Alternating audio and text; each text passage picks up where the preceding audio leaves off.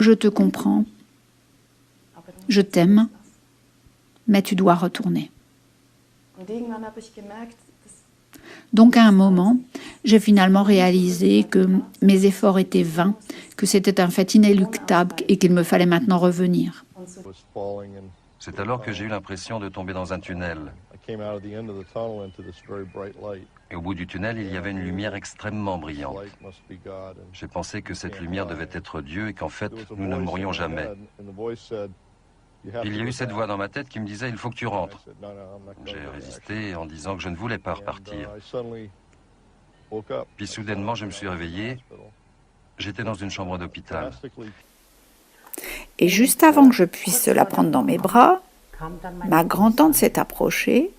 Elle s'est placée de façon déterminée devant moi et m'a dit « Tu as encore une tâche à accomplir, tu dois repartir pour essayer de me sauver ». Je suis donc revenue dans cette salle d'accouchement et il n'y avait plus personne. C'était très étrange. Ce nouveau-né était allongé sur une table. Il ne bougeait pas. Et je me suis demandé s'il était mort lui aussi. Et au moment où j'ai voulu m'éloigner, il s'est réveillé.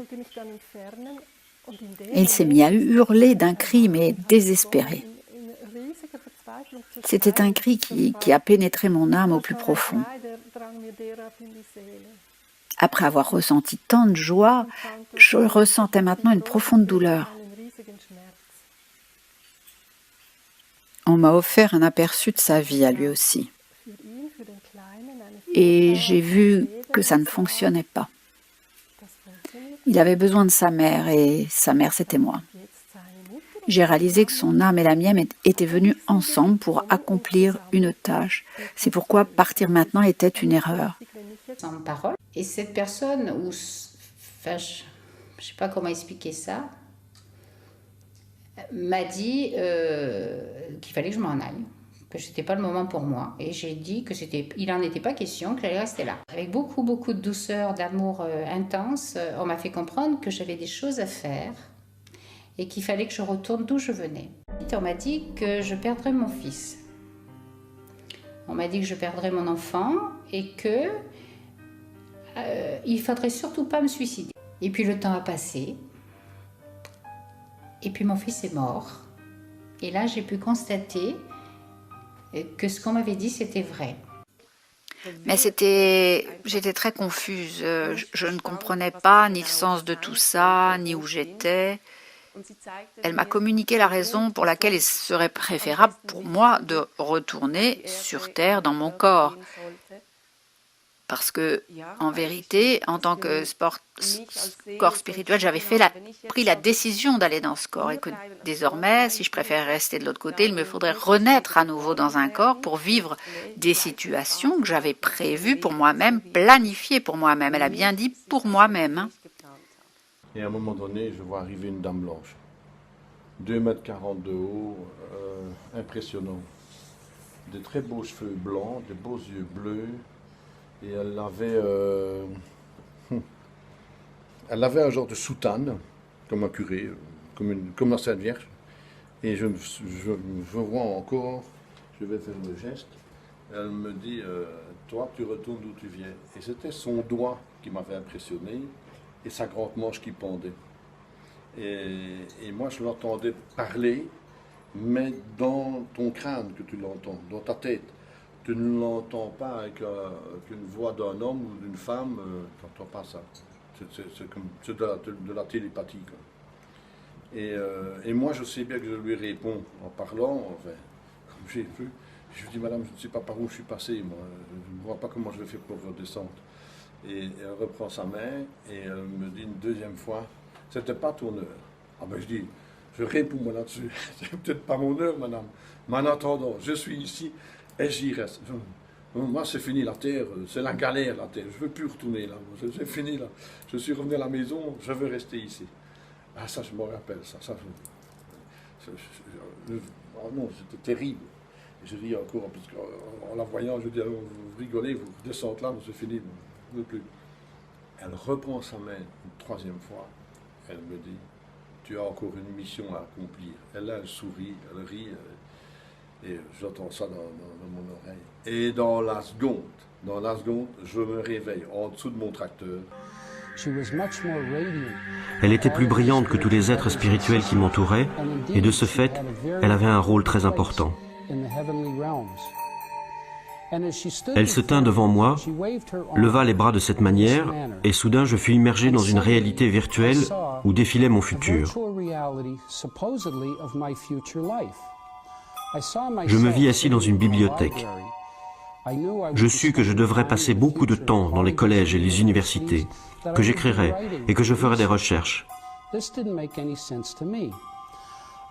On m'a dit que j'écrirais un livre. Et le livre devint celui-ci, Fast Land to Heaven. On me dit que ce livre deviendrait une source d'inspiration pour la quête de la vraie nature spirituelle. Je me vis debout sur l'estrade d'un auditorium. Je regardais le public qui était composé de médecins et de chercheurs. Je vis les médecins avec leur nom inscrit sur le badge de leur veste. Ils étaient assis à un pupitre et prenaient des notes. Je ne pouvais pas comprendre comment ces médecins pouvaient être intéressés par ce que leur racontait un propriétaire de boîte de nuit. Après, on m'a montré le plan de vie que je m'étais fait. C'est-à-dire que j'ai eu accès à moi lorsque j'étais de l'autre côté, que j'étais pas encore né. Et en fait, normalement, je devais pas revenir sur Terre. Je devais pas reprendre vie parce que j'avais eu tellement d'expériences dans beaucoup d'autres vies où je me sentais capable de ne plus revenir. Et à ce moment-là, on en parle à son guide, qui lui va nous suivre sur Terre après. On discute ensemble du plan de vie qu'on établit pour pouvoir évoluer sur Terre, ou sur notre planète, bien sûr. Et donc, une fois qu'on a établi ce plan de vie, on va passer devant le grand conseil. C'est un conseil de sages qui, lui, va nous dire si notre plan de vie tient la route ou pas. Il ne va surtout pas nous dire il faut faire ça ou il faut faire ça. Non, il nous conseille. Ils nous donnent leur avis. Après, on fait ce qu'on veut. J'étais un peu déconcertée, j'étais un peu perdue sur le moment, qu'est-ce qui se passe? Et j'ai ensuite vu une silhouette, donc près de moi, et j'ai reconnu cette silhouette comme étant, je pourrais dire, mon compagnon spirituel. Je le connaissais depuis mon enfance, en effet, j'avais beaucoup parlé avec lui, il avait toujours été là pour moi, il me réconfortait quand j'étais triste, il avait répondu à toutes mes questions. Et c'est la raison pour laquelle je l'ai reconnu. Il se tenait là, présent, près de moi. Il a fait un geste pour m'arrêter dans ma progression vers la lumière et il m'a dit très clairement « Arrête-toi, tu ne dois pas aller plus loin ». Quand il m'a dit ça, j'ai été incroyablement choquée. Parce que je sentais en moi une forte attirance pour cette lumière. Je l'ai alors fixé incrédule et je lui ai demandé « Mais pourquoi est-ce que je ne peux pas aller plus loin alors que je suis là maintenant ?» Elle m'a répondu « Ton heure n'est pas encore arrivée. Tu dois repartir. Tu as encore affaire sur Terre. » J'ai alors essayé de le convaincre par tous les moyens possibles de me laisser aller vers la lumière. Mais il m'a dit « Non, ton heure n'est pas encore venue. » Donc, cette lumière m'a dit, dans cette langue pluridimensionnelle, Maria, prépare ta mort. C'est pas ton moment. C'est pas, tu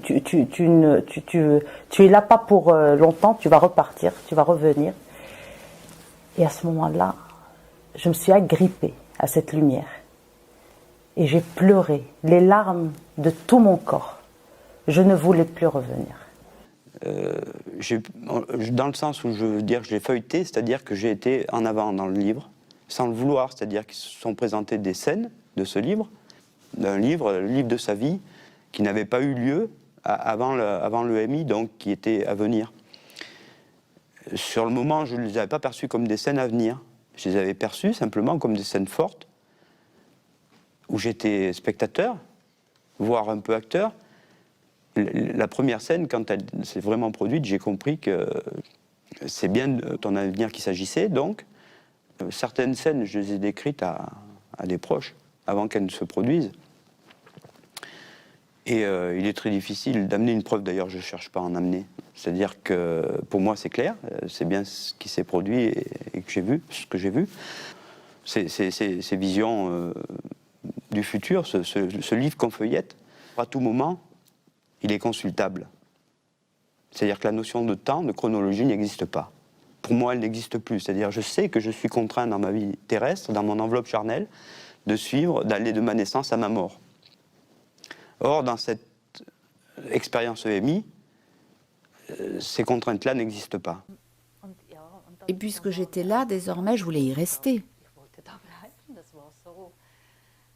Tout y était si bon et si formidable.